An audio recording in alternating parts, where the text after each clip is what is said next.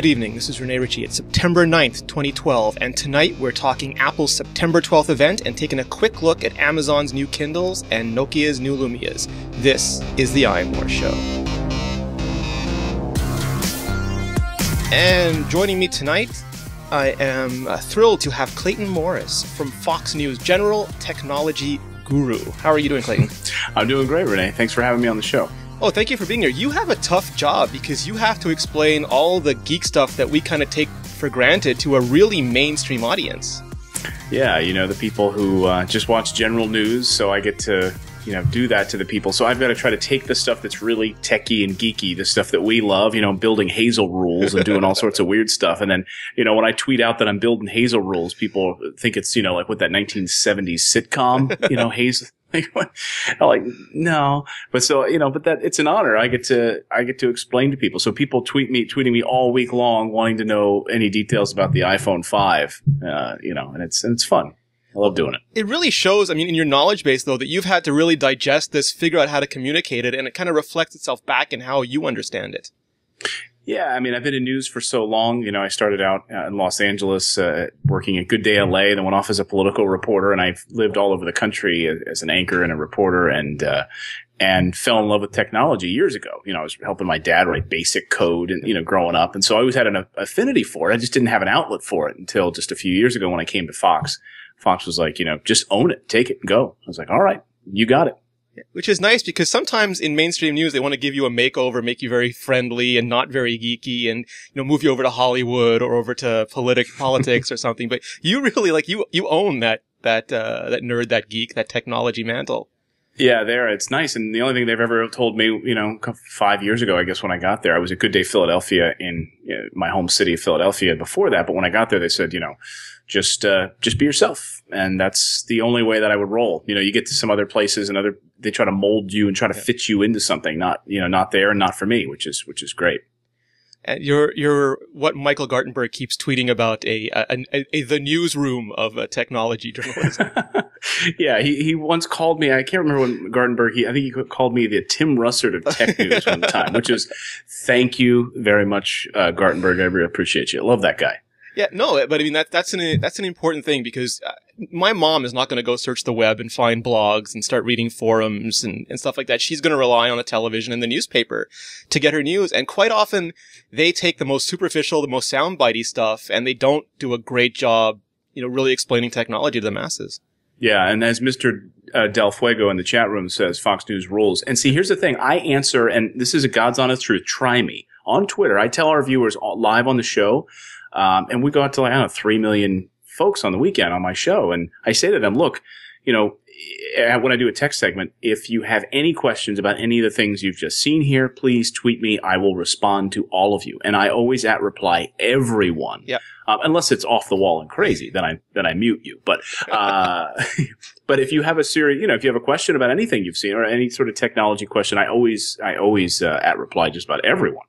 So how do you filter out the crazier tech news from the more, especially with Apple or with any hot company, the news ranges from really sensible, really logical stuff to Apple's about to unleash an adamantium anti-gravity iPhone that makes you cappuccino in the morning. Right. It's interesting. I think it's a great question because to me, technology, it's how I interact with it in my life. Right. And if it affects what how I'm going to live when I get home from work at the end of the day. So I've been playing lately with this Wemo. Have you seen this thing from Belkin? And, on the surface, it sounds really geeky, but I'm so excited about this thing. And I have this palpable excitement about playing with this Wemo. And I'm like, I download the app. I've plugged it in. I've set up different rules so that the light turns on at certain times. It's all controlled with my iPhone. I set it so that it turns on at a certain hour when I'm getting up and going to work at 3 a.m. so that, I have light when I arrive downstairs and grab my banana and my yogurt to go off to work. And then it shuts off 10 minutes after I leave. I don't have to do anything and it's all automated. And I've programmed it that way just using my iPhone. If I get excited about something like that, a story like that, which may seem so geeky, then it's sort of a challenge to me. Then I try to winnow it down and just try to explain it in its sort of base elements. And I get excited about doing that. That seems to be something Apple is really good at when they tell stories to consumers. They don't really say, it's this chipset, it's this Bluetooth, it's this. It's a feature. Right. It's like, we open your house automatically. We pay for your Starbucks coffee. It seems like that's the way you want to talk about features, not about specs. Right. And I'll sometimes joke about, I might be doing something geeky or techy online, and I'll jump on Twitter and I'll say, hey, I just, set up some Hazel rules and cleaned out some DMG files and did this because that's just what was on my mind at the time. And I'll get a whole bunch of tweets that come back to me saying, I have no idea what you just said. And I have to remind myself, oh, that's right. But, I've got a lot of really tech people that follow me on Twitter and social networks. So they get it. And then the people who, just have kids at home and they go off to a normal job and they enjoy technology, but they have no idea the geekiness of it. They live a normal life. They work at a factory or something, or they come home at the end of the day. Like that kind of level of it, they don't care. It's too much for them. Yeah. So you have to dial back their nerdage a little bit on occasion. Yeah. So looking at last week's events, Apple is doing an event on September the 12th, and it seemed to me like a lot of their competitors kind of raced to get their news out ahead of Apple, maybe to capture some B-roll, maybe just to be in consumers' minds. Is that a fair assessment based on how you read the events? I think so. I think it's one of those things where once you kind of get wind of these other events, an Apple event is going to take place, everyone sort of lines up and tries to fit it in ahead of time. Because to me, well, what struck me, I was at the Lumia event, the Microsoft or the Nokia event. And what sort of struck me about it was we want to rush. We want to be out there front. So you have all this excitement. If you're thinking about buying a phone this fall, we're telling you, you got to put this on your radar because this is a beautiful phone. However, then they dropped the ball with failing to ship it ahead of the iPhone. So we're not going to see it till November. But it's funny to see HTC. I think HTC is like the only one that's waiting till after Apple. Yeah, we'll see how that goes. They had their closed door media event this week, but they didn't mention anything publicly yet. That's going to be the week after the iPhone. So they kind of played it both ways. Right. So they gave out some early press, which doesn't matter because the consumers don't know about it. No. The consumers don't see it. And a lot of people were wondering at that press event, were you down there? I didn't get to see you. Did you happen to pop down to New York City for that? No, we had Daniel Rubino from Windows Phone Central there for us. Okay. Yeah, I was kind of in and out and in the dark, and I just kind of floated around. I had some coffee and stayed for the event, but I didn't mingle too much, so I didn't get to see a lot of friends this time around. But sadly, because I always love going and I get to see friends that I haven't seen in a little while. But I thought what was interesting, as you know, at that event, that Nokia event, there was a lot of mistakes. Yeah. Right. I think three of the big demos or 5? They wanted to show off 3 or 5. I can't forget the number. And like 2 or 3 of them were total duds. Yes. And I remember everyone in the rooms, getting buzzing. Oh man, this is terrible. And so, I remember somebody came up to me, who's sort of a casual tech journalist and doesn't really cover it that heavily. He's like, that's terrible, right? This is going to be bad. This is going to be bad. And I said, it's bad for us. But do you think my mom knows what's going on in this room right now? Right. It's kind of fun in the tech, a demo fails and it's kind of funny in the tech press. But at the end of the day, does the consumer know this story at all? No. They don't have any idea about this story, right? Am I wrong about that? Well, that's actually one of the questions I had for you because I was watching the Amazon event and Jeff Bezos did a really good kind of a Steve Jobs CEO takes control, presents the product. But unlike Apple, there was no disclosure of numbers or metrics at the beginning. And unlike Apple, there was no clear product grid at the end. And some people say that doesn't matter because this is just for the media. But media frames the story for consumers. We have to go and explain it. And if they confuse us, we're going to give a confusing story to the people. Or we'll spend so much time trying to figure it out, it'll delay it or complicate it or just piss us off. Right. It always helps. Journalists need to be spoon-fed things. They need to be sort of, led to water a little bit more easily. And if your story is easy, it's honestly, I've given speeches about this, and I'll talk to a group of PR folks, a group of PR companies and stuff will put on events, and they'll invite me to come and sit with a panel of other, other print press and so forth. I'm sure you've probably done these as well. And I've sat there, and my biggest complaint about press releases is that it's all jargon. Yeah. And very often at the very top of a press release, it's all self-congratulatory. It's Nokia is thrilled to announce that they have hit it out of the park once again with X, Y, and Z. Yeah. And then the the reason that we're there is it comes at the end of the press release, you know, and they don't do a good job of relating why I should care or why my audience should care about a product, right? So if at the top of that press release it said something about, you know, we're tired of losing our kids' photos, or, you know, or whatever it is, and then you're telling me the problem, and then we end up being able to solve it with the item you just built, and, you know, you're going to deliver to us. And Apple does such a great job of that, and Amazon does such a great job of that now. It's interesting because about a year or so ago when we redid our site, one of the things we realized is that we were reporting news for companies, and that really isn't our job. Our job is to tell things to consumers, and we totally overhauled the way in which we handle news, and we put, exactly like you say, the problem first and then the solution for it. And it was transformative for us. And it really kind of highlights the disconnect, because a lot of times we get press releases that I am sure no human has been anywhere near. Right. I was talking to somebody at another news organization on the print side just today. There's a sort of family picnic in my neighborhood, and learned that a high-profile journalist lived near me, and he runs an assignment desk for reporters for a major news outlet. And he was telling me that very often press releases, I mean, maybe like 1 in 100 get through to him. The other 99 he hits delete on. And it's just a matter of delete, delete, delete, delete. Well, I mean, if they're impenetrable to us, it's going to be incredibly hard to make them useful or meaningful to the people who rely on us to give them that information. And at the end of it, I mean, the end of the day, you know the story out of the Nokia event. It's it's the terrible videos, right? It's the faked photos video, and the stabilization, which was a really cool feature. Yep. And I got, you know, when I was playing with it, I was like, wow, that's really incredible. I'm shaking it up and down, and when I hit the button to take the photo, the whole image stabilizes, and it's doing an incredible job. And I'm standing here shaking it, and I can't believe this technology. It looked really incredible. That was lost in the fact that they faked those videos. Yeah, and that was strange because last year they did that whole smartphone beta test thing where they kind of took Apple to task for antenna problems and back breaking problems. And then the Lumia 900 launched with all sorts of issues, which if you hadn't made those ads, no one would have cared about those issues. And this is the same. If you hadn't faked those camera videos and stills, maybe no one would have cared about that issue. Right. Yeah, exactly. And you, as somebody's pointing out in the chat room, when there's a whole film crew shooting you with a DSLR, I mean, it just undercuts the entire story of what you're the message that you're trying to paint. And as The Verge pointed out, I think rightly, they didn't have to do it because the tech is nice. It is nice. And if I demoed that for someone, just a casual observer, they'd say, wow, that could really be useful. I got kids running around, climbing all over me on my leg, and I'm trying to take photos of the other kids, and I, you know, it's bound to be shaky, and wow, that'd be a great bit of technology. I think I'd like that. Well, our Windows editor is pulling his hair out because he is maybe even a bigger camera nerd than a Windows nerd, and he knows how good that camera is, and all he has to do now is talk to people asking him about fake pictures. It totally derails the story.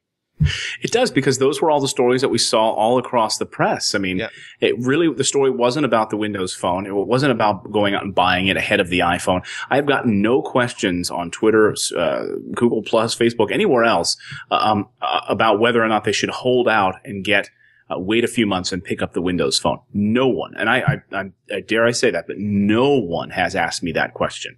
Which was, you know, compare and contrast that with Amazon, where it wasn't clear until the very end, but they had ship dates for their products. They had prices for their products. The availability wasn't clear, what countries they were going to be in, but at least you knew what they were selling, when they were selling it, and how to give them your money.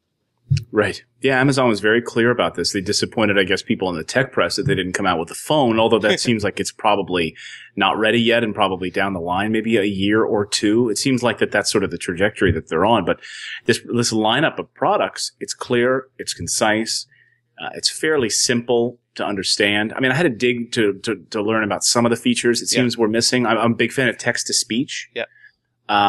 And I don't know that you have to try that hard with Apple products to find out if certain things exist. You may need to find out if, my particular phone is being deprecated now because, you know, iOS 6 won't run on it, or will this feature not run on an iPhone 3GS?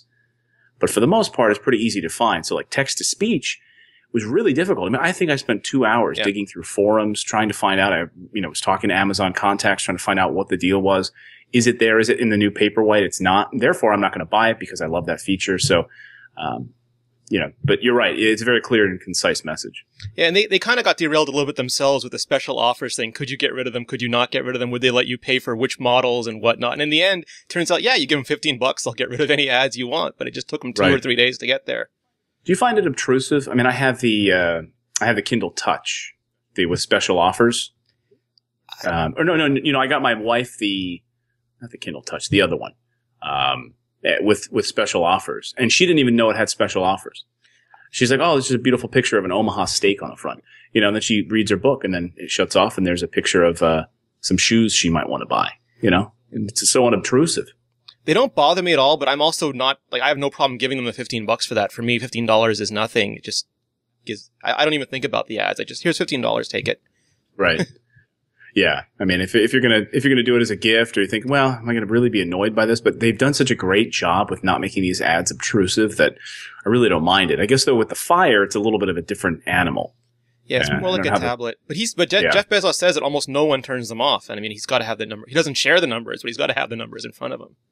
Yeah, I would have bet. And I bet it's such a boon for them. Why not sell it? And then if it allows that subsidized price, if I can get it for cheaper and I'm not really bothered by it, score.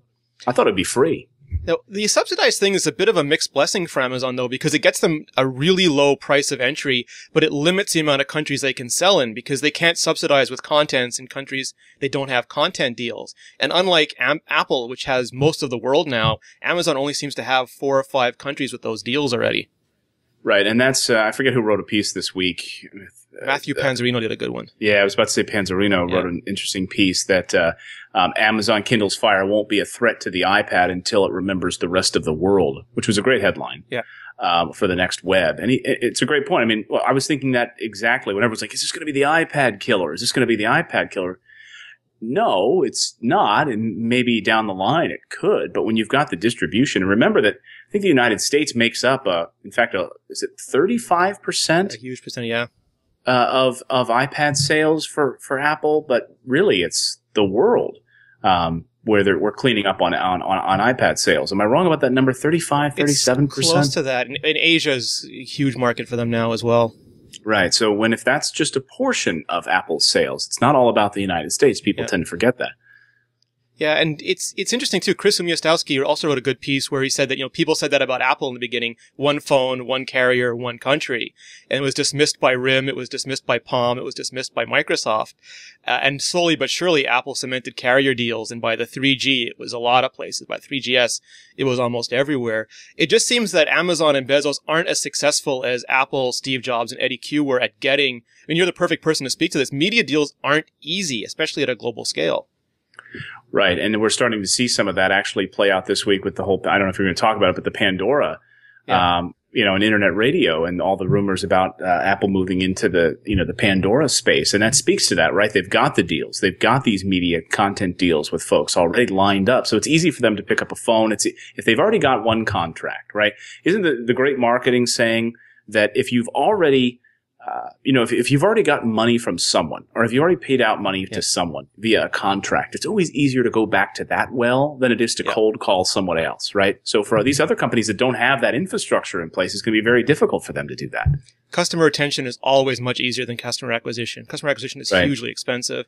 And especially if you can create habits. Like someone buys once, it's not a habit yet, but they buy 2-3 times, they just become a customer and they'll keep buying from you unless you create a reason for them not to.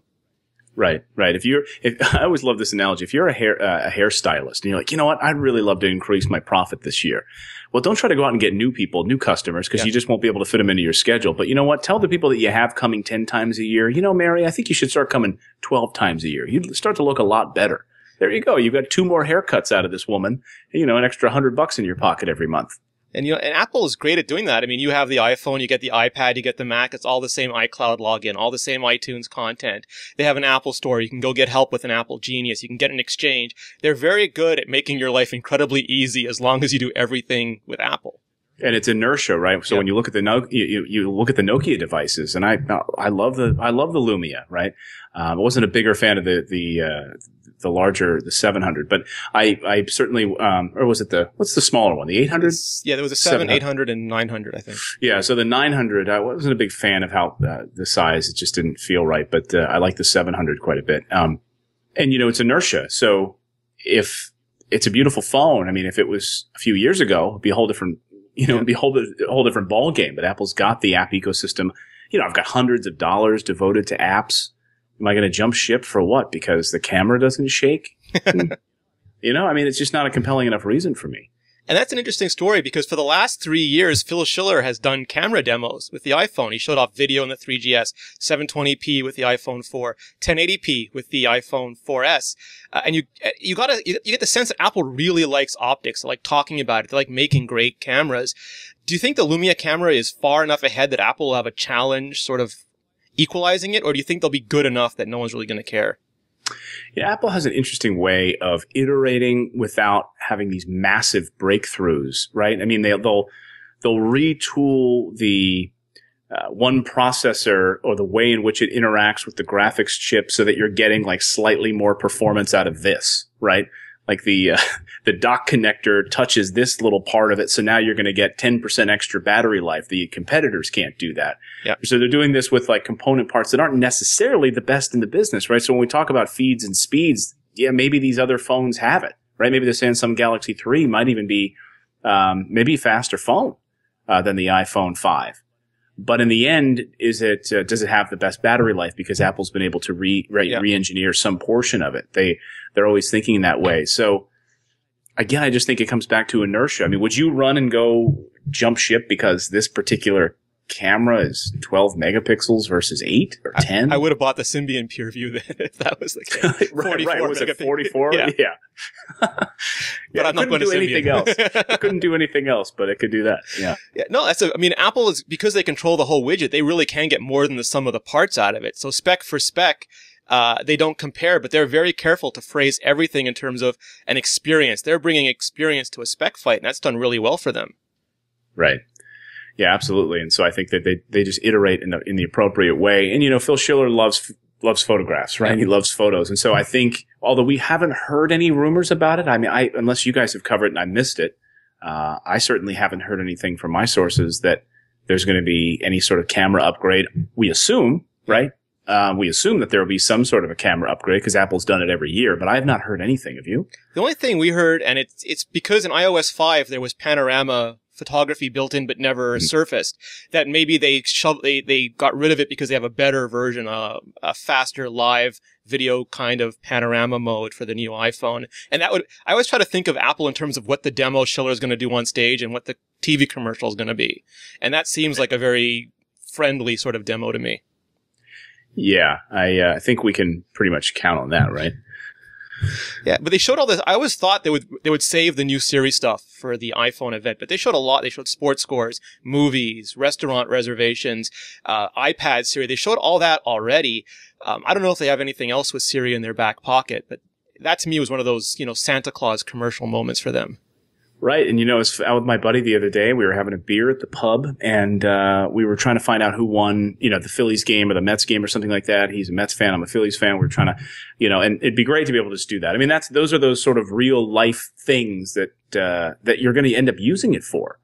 My dad is obsessed with the weather. I mean, that's the first thing he said. I mean, he's just like, yeah, you guys get the storms up there? Because, they move through here. And I'm like, Dad, I'm calling you because I've got an emergency. And he'll talk for 30 seconds about the weather. So he loves being able to use Siri for the weather. Those real world applications of things do really resonate with people. For me, it was just recently on iOS 6, I held down the Siri button. I said, make me a reservation table for 2. It said, what restaurant? I tapped it. I was sent to Open Table. Not only did I have my reservation, but I impressed the hell out of the person I was making the reservation with. That's cool. An Open Table app? Yeah. You do everything in Siri until you're about to book the table. Then it sends you to the Open Table app and you just add your login and everything's done. Now, is that in iOS 6? Yeah, iOS 6 Siri. You're running, yeah. Yeah. Yeah, and I remember. even in my briefings on iOS 5, that with Siri, it was yes, we're working on that. That's definitely coming. So it was not going to be a surprise that they were going to have third-party app integration, but it was definitely something that we knew was going to come and it had to come. Certainly when Android is sort of I think in many ways out in front on some of that sort of deep voice integration across platform, and that's exciting because. That's one of those things you want to do. You want to be able to find a movie. My wife and I want to go see a movie. We don't have time. We got kids screaming everywhere. I don't want to jump on Fandango.com. I'd just rather have maybe do it on Siri, find the Yep. tickets, and just, yes, you have my credit card on file? Fine. Just reserve them. We'll be there. Don't worry, It's absolutely interesting because Google now is in some ways better than Siri because it tries to be prescient. It knows everything about you, where you are, and tries to predict what you want to do, which is that whole Palm spiel that Roger McNamee gave back in the day that Palm never realized. Google's doing that, but they don't seem to put it in as cohesive a way as Apple. Like Apple gives Siri this Pixar-like personality. It shows you all these commercials with very simple tasks and kind of builds your vocabulary of features. I think in some ways it's maybe the difference between designers and programmers. Yeah. It's the polish. You're right about that. I mean, they do have a very robust platform when it comes to that, but Apple has just a great way of telling the story, telling the narrative, and painting in a picture that might be useful for us. I think that's one of the keys to Apple's success, or one of Steve Jobs' legacy, is that they tell you the story to the extent that you don't have to worry about it, and it's easier for you to just repeat it, whether you're in the media or whether you're talking to your friends. And with some of the other companies, they leave you to put the parts together, so you never have that clear message, and you're always struggling maybe to articulate it. Right. Yeah, you're right about that. And you're reading through a spec sheet, and you're trying then to, figure it out.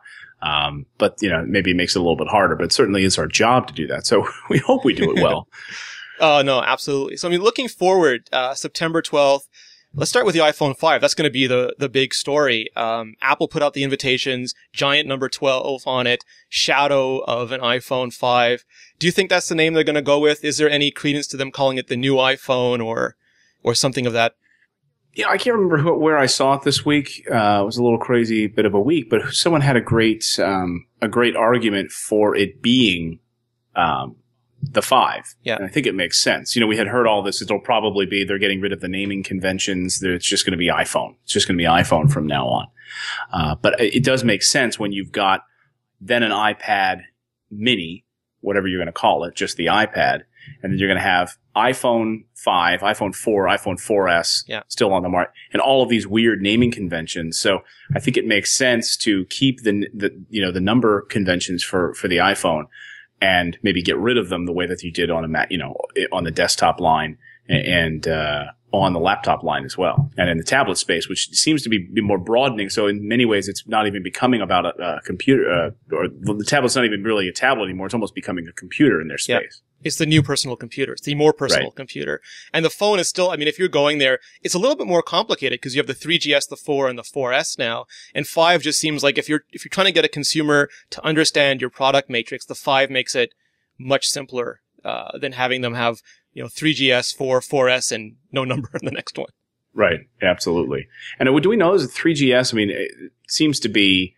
I was talking to my buddy Ken Ray the other day, and he was playing the sad trombone for the death of the 3GS, and I'm saying I don't know. I haven't heard anything about whether or not that's going to be killed off. And I mean, beyond the point of it being free, I mean, I don't know what they do with this thing, but they can't give you $100 for taking it. Right. Maybe it might be the phone. It might be the phone that they pay you to take. It might be the first one where they're paying you to take it. Well, I think there's two options. I mean, the 4 makes more sense as the free phone because it'll work on Verizon and Sprint, which the 3GS wouldn't. It was an AT&T only phone, or GSM only phone. But there's still this huge prepaid market that Apple's not addressing. And there were rumors they were thinking about an iPhone Nano for that, but they kind of scrapped that and kept the 3GS around. And it makes sense in maybe the Chinas, the Indias, and all Africa, the growing market, that they have a really cheap, real low cost of goods phone that they can sell with whatever prepaid data plans are available. I guess. And then how much of the operating system though is forked in that way, and you're worried about what features you don't get. So when someone's sitting at home thinking that they want an Apple device, do they know that these great commercials that they're seeing for Siri and Martin Scorsese doing this with the Siri, and I'm sure we're going to see a whole boatload of commercials post iPhone launch about the new ways that you can use Siri and all the ways you can use maps and all that sort of stuff. And then someone's sitting there thinking that they can't use half the features because they're using an iPhone 3GS, or they're thinking about buying an iPhone 3GS, or even an iPhone 4, right? There's a few features that are not going to work on iOS 6 on the iPhone 4 as well. Yeah. It's sort of like when I had the BlackBerry Curve, huge seller in emerging markets. Nokia, even at this press event, he did a startling, Alop did a startling Mike Lazaridis impression when he talked about cheap data, proxied web browsers, it seems like all of Apple's competitors are still trying to keep whatever control they have of that market. So I think Apple could be disruptive if they choose to go for it. But you're absolutely right. There's a lot of features that it'll get iOS 6. It'll be binary compatible. So you'll be able to run all the apps you run now, which is not the case with Windows Phone 7 phones. Yeah. And what features are not going to be in the iPhone 4? Well, Siri, because it never was. Well, right. Yeah. Yeah. And I don't think Maps. Is there a portion of, mapping? Flyover would be the only thing, but I don't remember if flyover is too complicated for the iPhone 4 processor. But arguably, that's more of a demo feature. I mean, I'll miss Street View more than I'll embrace flyover. Yeah, true. And some of the what am I trying to say? Transport. The transit, yeah. Directions. I use it all the time. Yeah, absolutely. Certainly, if you live in a big city, you do. I don't know how much people that don't really use it or care, but it's certainly valuable if you're traveling. Certainly valuable in Manhattan to know what train to take to what lunch spot you're meeting someone. Oh, take the 1 to the 2 train, jump off, take the E train. It's really valuable. Yeah, no, I agree completely with that. And I think that might just be Apple's can't do everything at once. And they spent so much time trying to ditch Google from iOS 6 and make this Maps app that they run into the hard deadline of having to ship with the new iPhone. And it's almost like Amazon making content deals. Apple making map data deals is non-trivial. It took Google a long time. And hopefully we'll see that in a future OS. Right. I think we'd have to, right? Although we didn't get what we thought we'd get, which was a Siri API to be able to do that for third party. And I thought, okay, well, if a third party can come in and do it well, that'd be great. But we're using Siri to navigate quite a bit now. We're using turn-by-turn directions, Siri deeply tied into that. So it seems like, I don't know, it just seems like a big hole to me. Apple will give you alternate browsers and email clients and transit things, but they won't necessarily make them easy for you to get to. Right. Although, again, with Siri, we are seeing them hand off to OpenTable. We are seeing Maps hand off to third-party transit apps. So there's Game Center. You can buy apps directly in Game Center since iOS 5. They're just tightly controlling where the conduits go, I think. It's not like Windows Phone or Android where you have intents or contracts and they can all play nicely together. Right. What sort of apps? I mean, I'm curious about the apps that we'll see this time around because, Apple always holds back a few apps to hold out. And I had heard ahead of WWDC, we were going to see 2 app launches, and then looks like one got pulled from the keynote at the last moment, and that was podcasts. Then we saw it a week later. Yeah. They rolled it out a week later, week and a half later. They just had too much. We did see, what else did we see? We saw Passbook, right? Yep. No, what was the other app we saw? Yeah. Was Passbook? Well, they've been pulling things out of iTunes bit by bit. Previously they pulled out iTunes U, and there's still rumors that they're going to pull out Audible books, but I don't know if that's going to happen or not. It just seems like it's the opposite of the Mac, where they want everything in its own app now. Right, and I think if we see this iTunes refresh in the fall, and or a little bit later, then there might be some of that in there as well. I don't know. They always seem to hold back a few apps. What did they have last time? The Cards app. Yeah, the Cards. Have you ever used that? I have not. One of our editors, Leanna Lofty, uses it quite a bit, but I have not used it yet. I like it. I've actually used it a couple of times, and you got a few photos on there you're taking of your kids at, in a pumpkin patch. Just right there. Send out a picture right to the family around the country, happy Halloween from whatever, It's kind of nice. Well, that's the thing. My mother will use she'll use those fancy templates in Mail, and my sister will use all those things, and my sister will make the movies, and she'll make the thing. I never do that because I'm busy writing about it. But I think for consumers, the ability to quickly generate quasi-professional looking content is huge, like the iMovie trailers feature. Right. Yeah. I was looking at that today because, I'm going on this trip and I've got my iPad here and I'm busy, removing, I don't know how I ended up with 10 or 11 gigabytes of photos and videos on my iPad, but I used the camera connection kit at one point on a couple of trips recently. And I had pulled in all of the video off my iPhone 4S to figure, I like editing it in iMovie on the iPad. It's gorgeous. It's fantastic. But I never got to it. So I had 20 different movies that I should have compiled, but maybe 70 different clips. So I just spent the past few days doing all of that, putting all of that together and using I keep seeing the trailers template in there. And I keep thinking about all those clips that I have, the 70 different clips, and none of them stick out to me that there's ever a reason that I would ever use that trailers clip, setup. Yeah, I was thinking too, because they originally thought FaceTime would maybe get FaceTime conference calling, because we have such big, powerful, especially on the iPad, big screens, big devices. But seeing how hard it is just to roll out FaceTime over 3G on some carriers, it seems like, Skype can do what they want. All the other companies that do voice over IP can do it. But Apple seems to always butt heads with the carriers on that stuff. Do you think, and I've been thinking about this lately because I woke up the other day, like last week, and suddenly LTE was in my town. And I have an AT&T LTE iPad, but I never had it. So it was only on the train ride into the city when I start to see it again. And then when I'm home, I use Verizon Fios Wi-Fi, so I don't really miss it that much. It's just now it's nice to have. If I go to the coffee shop locally here, it's faster than their Wi-Fi, to use LTE. But I wonder do you think it would be over just LTE, FaceTime over LTE, and that would be sort of the restriction? I don't. It sounds like AT&T is going to try and force you on the more expensive share plans. Verizon seems more malleable, but the carriers always seem to want to wait till the last minute, till launch day, till after their reps are actually serving customers to announce the details of all these things. I use the same thing. I use my LTE iPad for tethering. It lasts for hours and hours and hours. And when I was testing it, I was basically alone on the tower, and I was getting 50 or 60 down. Wow, it was fantastic. Yeah, I'm like right on the fringe of the tower. Like it popped up and it gave me like it like came and like tickled me. It gave me like 1 bar. So it's like 1 bar. But even that I'm still getting like, I don't know, 10 or 15. I was like, whoa. Yeah, it's fantastic. It's crazy.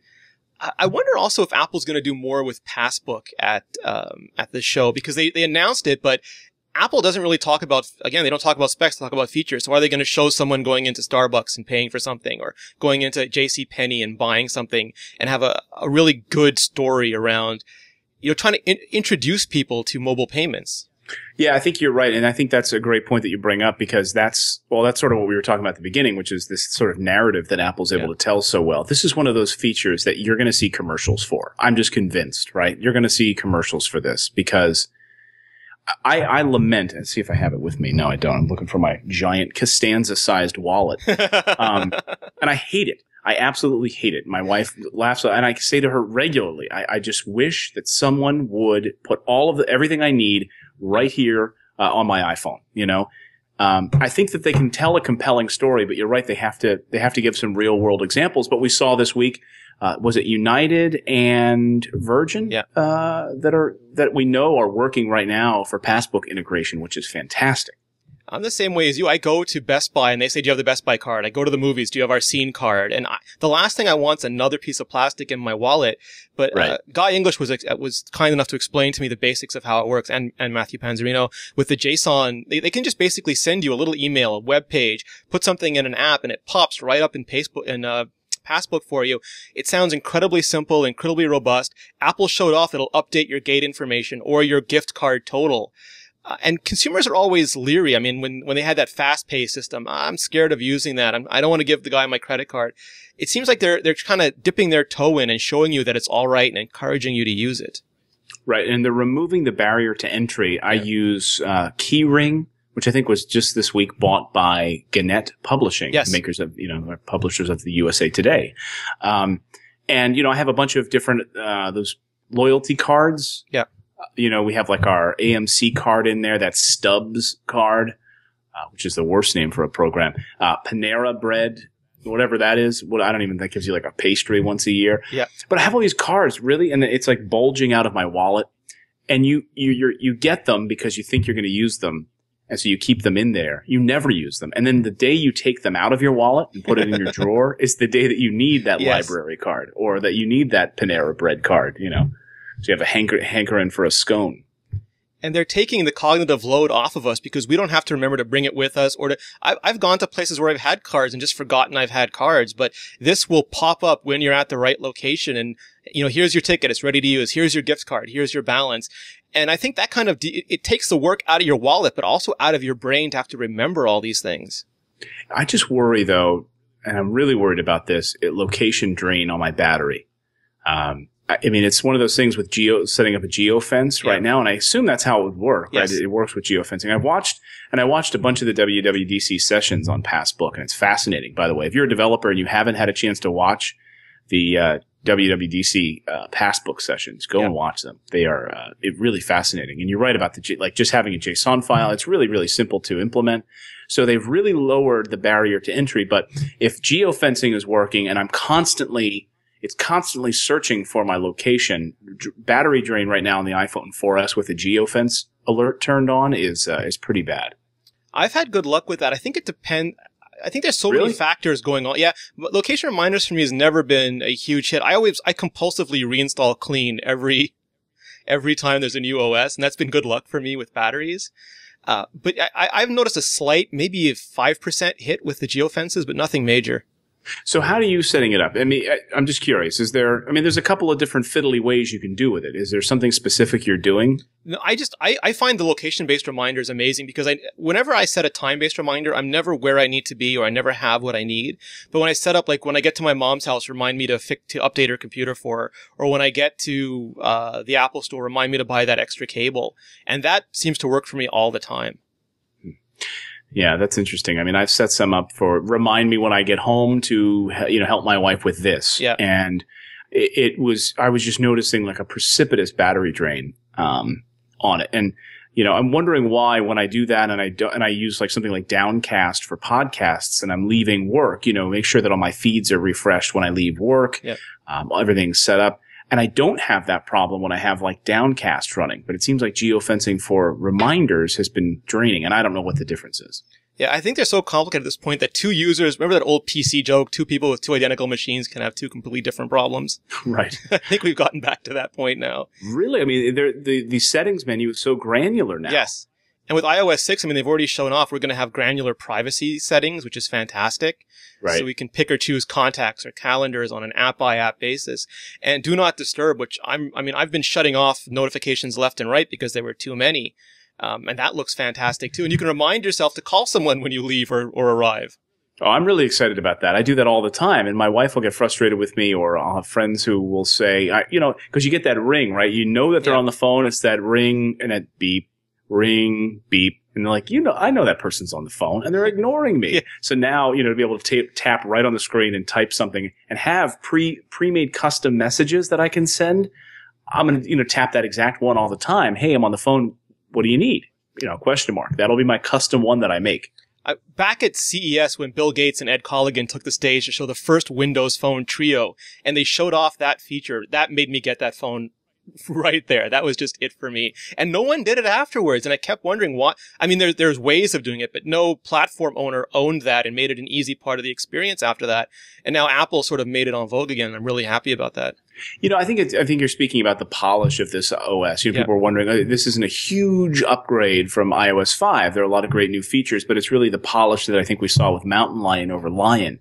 All these little connective tissues of the OS that I'm excited about. For instance, Do Not Disturb, some finesse in reminders. There's a couple of other ones that I'm really excited about. VIPs, unified ID for iCloud in iOS 6. Just all those little finesse pieces of connective tissue make me happy. Yeah, and it's also, and I think I spoke about this last week, this was a massive undertaking for Apple because making your own Maps app is non-trivial. Setting up something like Passbook for the future is non-trivial. And I think, like exactly to your point, they spent a lot of time setting up stuff for Apple and the platform in iOS 6 that will pay off for consumers in iOS 7 and after that.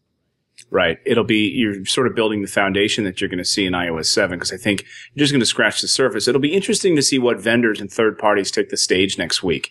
Because I really can't wrap my head around. I was thinking, well, maybe would the Virgin Atlantic folks show up, do something with how they're integrating with Passbook for flights, or will something more interesting pop up, for Passbook? I don't know, or maybe some other features that we don't see. Now, last year obviously was a toned down affair, of course, in the small room out in Cupertino, and there were there were a few games, right? I'm trying to remember. There were a few game developers. The new Infinity Blade. That's right, but that was about it. It was real quiet. I think MLB came up, didn't they? Didn't they do something? And WWDC, there were no developers on stage. I mean, usually they had this almost onerously long Scott Forstall developer segment, and that was completely missing. Right. Yeah, it seemed like they cut a lot this year.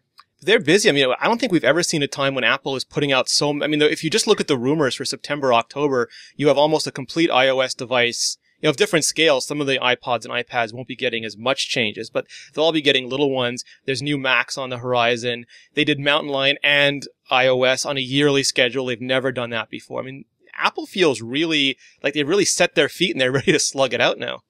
Right. I know there's been some griping about, well, does this mean that we're not going to see these massive breakthrough innovations in the operating system anymore? Are we going to just see sort of incremental upgrades? And I'm okay with incremental. Yeah. I mean, the stuff that I got in Mountain Lion is fantastic. I mean, I really love notifications. I love VIPs and mail. I'm just looking around my desktop here to see what else I like so much. But that's the thing. I mean, they just took friction away from the experience, and it's hard to make any big points, but taken together, it just makes your daily life that much easier. Right. And so just to have those little flares, those little pieces of polish are really important.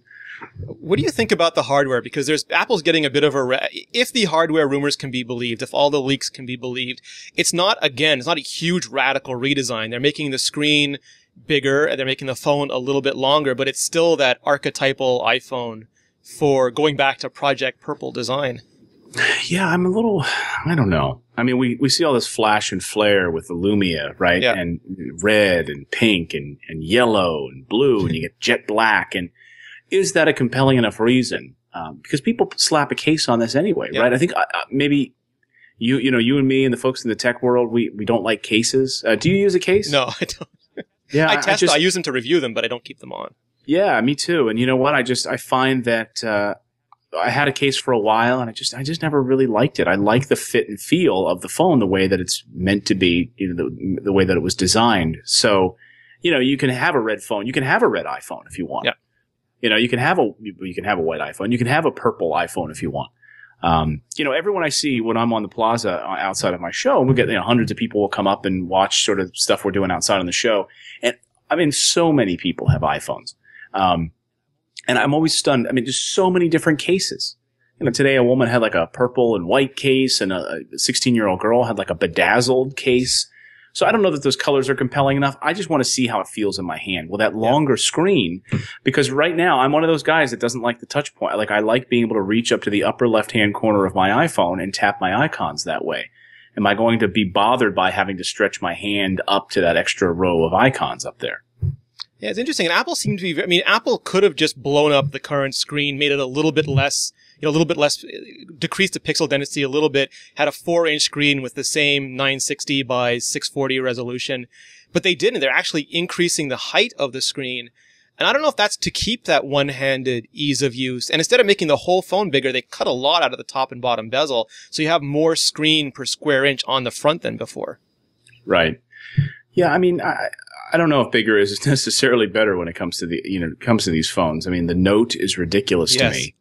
And I would certainly I would never want that to be my phone of choice.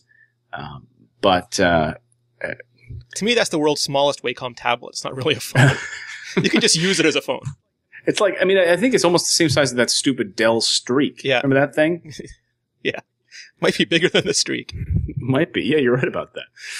But the other phones also, I think the original phones were bigger because they had to fit an LTE, one of the old style LTE chipsets in there, and the battery to go with it. I mean, the jokes about the Thunderbolt draining in front of your eyes weren't really jokes. But Apple waited, like they waited with 3G. They waited till they had the new generation of chipset. They made it longer to fit more battery, and they're being very deliberate about the changes they make. Yeah, absolutely. Anecdotally, somebody I work with had just purchased one of the brand new Samsung. Was it the LT? Oh, what was it? I can't keep them all straight anymore. All these Android phones, Galaxies. But it was like that first really big LTE Android phone. The Thunderbolt. Maybe. Yeah. What was that, like 9 months ago? Yeah. 10 months, something like that. And he loved it. Oh, he just was raving about it. And I said, "Well, how's the LTE?" He said, "I don't know." And I literally saw him at like at 10 a.m. And he said, "Oh, I don't know, because I turned it off because it drains my battery so quickly." So wait a second, let me just get this straight. He's like, "Oh no, I won't even make it through the morning if I have it on."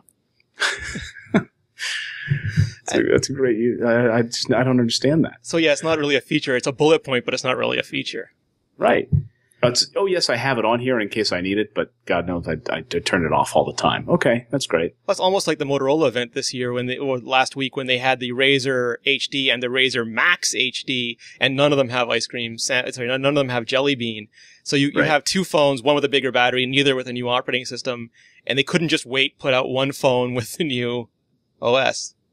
Right, which is interesting. I was talking with my wife about this the other day. Are we moving at the speed of light now? So much so that Apple is going to have to change its product cycle schedule. Everyone we saw what Nokia did with the Lumias, right? Yep. They were bringing out a Lumia that now cannot run the new Windows 8 operating system on it. And that was only like 6 months ago with the 900 series. Now the 920 comes out. It's not upgradable. So you're dead with that phone. Will Apple have to change its product cycle to keep up with this? Or is 1 year still good enough? Yeah. Well, Apple always said that it was the software that was the heart and soul of the hardware. And it seems like they're really putting their money with the 4S what was it? It was like 16 months after the iPhone 4. They really put their money where their mouth is with that. And now keeping the same hardware again. And Nokia kind of made fun of them for having an exposed antenna along the outside. But it seems like Apple had this idea in their mind in 2005 for a phone. And every year they're getting closer and closer. Like now they can finally put the metal back on. They can finally make the screen a bit bigger. Right. Yeah, it'll be interesting to see. I'm not excited. I am excited, though, to get rid of the glass in the back. I still have I think I have a shard right now sticking out that I'm trying to avoid. It's been weaponized. It has been. It really has. So I guess the last thing before we wrap up, the iPad mini, it's been rumored for a long time. Nothing's official till Apple shows it off. But it sounds like given what Amazon's doing, given what Google's doing with the Nexus 7, it sounds really logical for Apple because they'd much rather have you buy. If your concern was the iPad was too big or too expensive, answering that question seems to be in Apple's best interest. Absolutely. And there's that space there. You thought about it before. Is there a space between an iPhone and a laptop for something called a tablet that Steve Jobs made? Now it's funny that now there's space between a tablet, a larger tablet, and an iPhone. We can keep cutting that cord a little bit down further and further and further. So yes, there's space for a 7-inch, whatever it's going to be, 8-inch iPad. And I think it's really going to be one of those devices that is going to sit on a nightside table. Yeah. It's going to be the perfect reading device, or it's going to be the perfect consumption device, media device, perfect gaming device. And I think you're going to see, the different ad campaigns from Apple. Of course, we always saw for the iPod Touch those people dancing around in a white room with funky colors, and they've got the, great music, great games. Right, the earbuds in, and they're playing the games, and all the iPods would drop down off the screen with the different colors and everything like that. I think that's what you're going to see, right? I could be could be totally wrong. I just feel like that the mini iPad is they're going to see a lot of commercials geared for that, being able to hold it up, real racing HD in front of the camera. I mean, you go to briefings, right? You see those, what they love to do. The Apple loves to show off mirroring. They love to show off game mirroring with the Apple TV on a big screen. Yep. And what better device to have in your hand but an iPad mini to do that type of gaming? And now they have Game Center you can get with the Mac, with the Mini. It's really interesting. I think you're exactly right. And I think for schools, if you want to have a large-scale business deployment, a $200 starting price point or $250, that's a hugely compelling offer for you. Yeah, and great for iTunes U. I mean, we know with the move that they made, obviously, with the education event last year, and I knew how much Apple had devoted to that. Of course, I was covering that story pretty extensively, that side of that. But I mean, Apple was really invested heavily in that, in the education market. It's only going to get bigger with a smaller iPad being able to break into that market. I mean, think about books, think about textbooks on that device. It's going to be absolutely amazing because right now this is still heavy. Yes. This one is still pretty darn heavy. And I hear from a lot of people that just do not like how heavy the iPad 3 is. Or you watch your kid try to carry it around, you kind of cringe thinking you might drop it. Oh my God, yeah. My 2-year-old son, he needs like a back brace to carry it. The other thing that was stressed to me about this was that Apple looked at the tablets in the market now, and they're mostly exactly what Steve Jobs said. They're playing big smartphone apps. Like the Nexus 7 does both tablet and smartphone apps, but a lot of the apps for Android are still smartphone apps. A lot of the Kindle Fire stuff is proprietary, but the Amazon App Store stuff is smartphone stuff. And Apple really seems to think this is an iPad class software experience, just at a smaller side. And at that price, they think, well, sounds like they think it's going to be really compelling. Right. I think you're in that in-between space. I mean, there's a bunch of apps, I can probably count that I actually rely on a regular basis that are iPhone apps on my iPad. Whether it's Path, which actually looks great on the iPad. It's a little fuzzy, but for the most part, it's still a great app. Instagram, yeah. I mean, 6 years ago, if you would have shown me Path on the iPad 6 years ago, I would have said, that's amazing. Yeah. That is amazing. That's breathtaking. It's only because we know that it's embiggened, on the iPad are we like slightly disappointed. But let's be honest. It hurts our geek soul more than our real barometer. Right. And I have to say, I've been using the Nexus 7 quite a bit, and it's a great device to sit in bed and read with, pop on an episode of something on Hulu, play a little, Google Plus, beautiful. So I think there's a lot of promise for that device. You think an iPad mini at $200 or $250 is going to be a challenge for the Nexus line and for the Kindle line? Well, again, no one knows about them. Yeah. I mean, that's Apple's advantage, right? Apple has beautiful stores. Apple has the holiday season coming up. It's not just these devices on their merits. Like if you had a bunch of blindfolded people in a focus group who arrived from Mars and had never seen a tablet before, and you said, hey, what do you like in here? Maybe someone's going to pick up the Lumia and say, this is a beautiful phone. It's yellow. Right. It's yellow. This thing looks great, right? But at the end of the day, it's really the marketplace. It's at the holiday season when you walk through the mall. What's the most crowded store in the mall? It's the Apple store. And you walk by the Sony Style store, and there's like a tumbleweed rolling through. It's just that experience. And so you have that not only at the stores, you have Best Buy, of course, you have these other places. And if you've ever been to a Best Buy and you look at the tablet section, it looks like a bombed out war zone. Like something Mel Gibson's going to drive through any minute. Right. Like Tina Turner is singing in the background. And Mad Max is driving through. And these tablets, I mean, you got some Asus tablet there that's old crumbled and fingerprinted and no one's using it. It's turned off. And then the Apple section is like well lit. It's like a beacon. They have no Wi-Fi set up, so you can't even try the device. It's not pretty. You don't even know how to power it on. It hasn't been plugged in weeks. No one even knows if it works. But the Apple section is all well lit. It looks like a little miniature Apple store. Yes. So I don't think it's going to be much of a problem for them, to be honest with you. I think geeks know about the Nexus 7. And is there another? And Amazon certainly has the storefront, so they'll probably do well. Kindle word of mouth and the way that they're starting to market these things is doing well. So, but I still think Apple clear advantage in that space. The thing that excites me too is that the iTunes advantage. Apple can take credit cards and sell content in so many countries. Like even today, the Nexus 7 and the Kindle Fire, you can't do much with them outside the US and very few other markets. And this is a tablet that Apple can sell in their 90 plus countries and provide content and support and everything for in those countries. And I think that's going to be a huge. Well, we saw how much money Apple makes in the rest of the world, so that's not going to slow down. Yeah, absolutely. You're right. And, I've been working on a story and don't know whether or not I'm going to publish it in time or not. But I mean, as it relates to what we know about NFC and the whole thing coming for iPhone 5. But, what's interesting about that is that you're right, because all these credit cards on file, it makes that passbook experience, it makes all of that just so much easier. Yeah, you can just see the next step. Like you can see Apple slowly lining up those pins to knock down in the next couple versions of iOS. And you can see Amazon doing similar things as they iterate as well. One click, they've got my one click turned on Amazon. I don't know how many times I use that. I very, very often. I just ordered some SD cards before my trip. And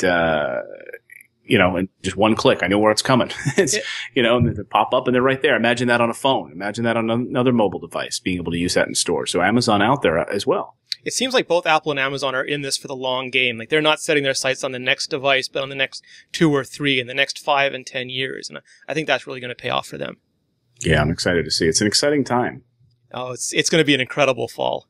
At the end of the day, though, we're all talking about mobile, but I still want an iMac. Yeah, October, but no Retina. Yeah, that's what I'm hearing. Yeah. Clayton, thank you very much for joining us. Where can people find out more about you? Sure. Anytime on Twitter, just Clayton Morris on Twitter always seems to be the easiest place to go. And, I started playing around with a new photography blog that I've been building. And what I wanted to do with this is it's like a hobby. I've been learning Here's what happened, actually. Maybe some other listeners and viewers can relate, which is you had a birthday party or you went to something and you took a whole series of photos and you got back and they all sucked. And that's what I did. I had a Canon camera, a D Mark II that I was playing with a 50 millimeter lens, and I took all these terrible photos. They're all out of focus. A lot of them were blurry of my son's 2-second birthday. And I just said, that's it. I can take some great portrait shots if I want once in a while, but why are all these terrible? So I just decided to create a blog where I was going to sort of live in public about my failings in photography and learn in public. So I did a nice photo walk with my friend Trey Ratcliffe. We went out, great photographer. We shot a couple of packages together on the beginnings of photography. So and I love Batman, so it's called Photography Begins, like Batman. Oh, nice. Begins. So if you go there, play around. If you're into photography and you want to play around and comment, and I post a lot of the stuff up over on Google Plus as well, because it's such a beautiful photography layout on Google Plus.